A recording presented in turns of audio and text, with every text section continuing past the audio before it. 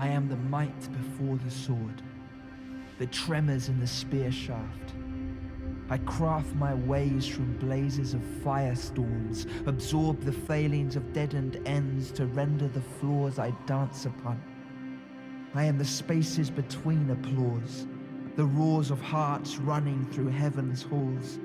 I breathe the fawns of light and silence, stall the course of cosmic riots. I am the glory of the giants Manaslu, Sagarmatha, watchmen of the Asian plains. They yield my name, made famous through the cries of albatross flocks, inflamed in Pacific fires. I am dressed in the spray of Nevada dunes, clothed in the shadows of Sahara caves. I am the light of lunar flames, fleshing the rains of Amazonia. I paint the trains of Antarctic quests, release dominion to desert Panthera. I authorize the remains of Aztec and Inca that bloom through the visions of mountain tribes. I ride the skylines, breathe the signs, ignite the paths of astronomy's eyes. I am the unheard, heard in the storms that burn on my words. I am the yearned for. I am the word.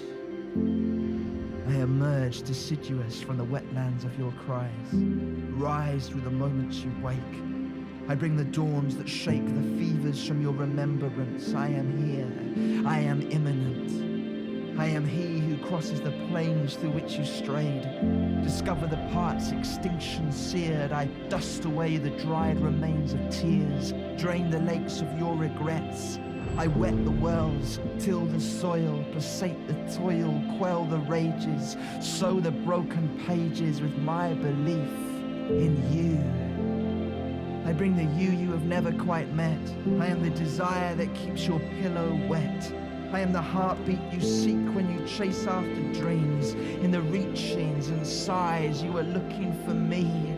In the body touching body, it is me you seek. In the groans and the longings, it is me you seek. In the yearning dream, in the need to be seen. In the love me, it is me you seek. In the breath drop wonders, gasping hunger. In the touch of a stranger that makes you feel younger. In the books and the fables, in the this is me labels, in the is this me, in the hear me, say my name, in the touch me, find me, need me, find me, in the aching pain, in the love, the music, the beats, the taste, in the heat and the need for embrace, in the color, the gaze, the meaning, the desire, in the flame of the voice and the spirit of the fire. When you cry for more, my name you weep. I am he who waits for you to reach. I reach for you and wait.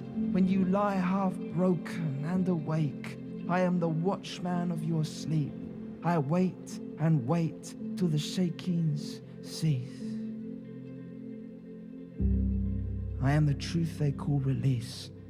When the darkness flares and starts to speak, I sculpt the shades of daybreak. It is me you seek.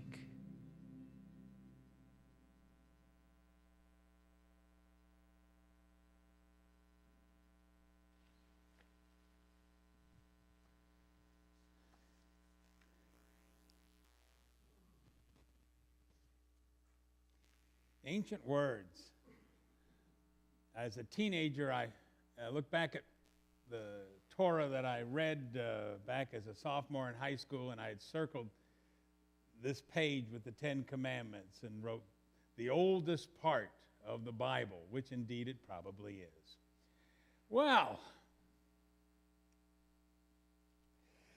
the Big Ten, the Ten Commandments. I was thinking about the Ten Commandments this past week, and there was a trailer was brought to my attention. You know, a lot of time and effort goes into movie trailers because that convinces millions of us, hundreds of millions of us, to put out $5, $6, $7, $8, $9, $10 to watch the movie. So you got to make sure that you capture them. And there was a trailer came through for the new movie, The Man from U.N.C.L.E., which is based on the old 60s show. In The Man from U.N.C.L.E. back in the 1960s, which initially was a black and white series. There was an American spy and a Russian spy who were working together against enemies that were bigger than the Cold War. Now, I can't tell you much about The Man from U.N.C.L.E. because my parents were pretty strict. If a show was too rough, you didn't get to watch it. And The Man from U.N.C.L.E., because it involved spies, and spies tended to break several of the 10 Commandments, that was too rough. So one time my brother and I kind of are back in our room with the old black and white TV and managed to sneak in an episode. And the first thing I thought is, who are these screenwriters? Because there was this master criminal who was going to break all the 10 Commandments. So wherever he broke one of them, he would put up the number of the commandment, paint it there at the scene of the crime. That was his big modus operandi. Well, the first thing I noticed is these clowns had the numbering all wrong. Didn't they go to school? Didn't they go to catechism? Didn't they read their Bible? Well, here's the problem. You know, when people get bent out of shape and want to display the 10 Commandments in public places, I always have to ask, which numbering? I grew up Catholic, so we had 3 commandments about God and 7 about people. Many Protestants have 4 commands about God and 6 about people because there's no numbers here. There's a couple different ways that our Jewish cousins number the commandments. Indeed, some of the rabbis found not 10, but 13 commandments in these 146 Hebrew words. So you make up your mind which one you're going to fight to have on public display.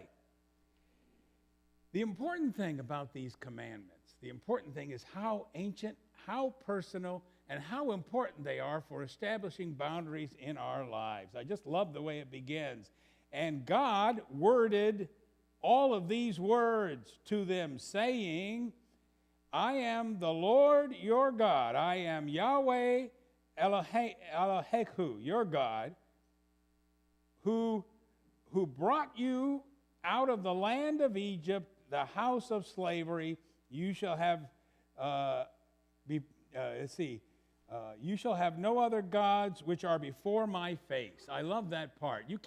I don't want to see it. Do not do this in front of my face. I am a personal God. I know you, and we have a history together.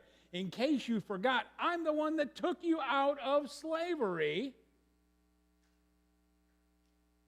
and brought you into freedom.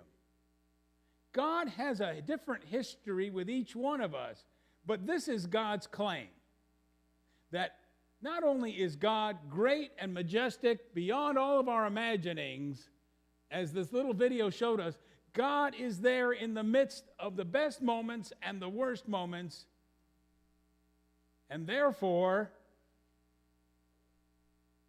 has a claim on us. No other gods, whatever we might call those gods, no other claim, not even Hoosier basketball can be more important than the Lord our God. Our TV programming that we're recording, the car which we love, the food which we might spend hours putting together, whatever your obsession or passion is, it is a good passion, and yet it has to come second before God. And then, as I say, Protestants and Catholics break this stuff up. But just a reminder, and then you shall not abuse the name of Yahweh. The ancients thought that if you knew the real name of a God, you could control the God. There is no sense of this in the Hebrew Scriptures. Knowing the name does not give you control over God. But a lot of people sure act like it. Yeah, me and the man upstairs are really close. What they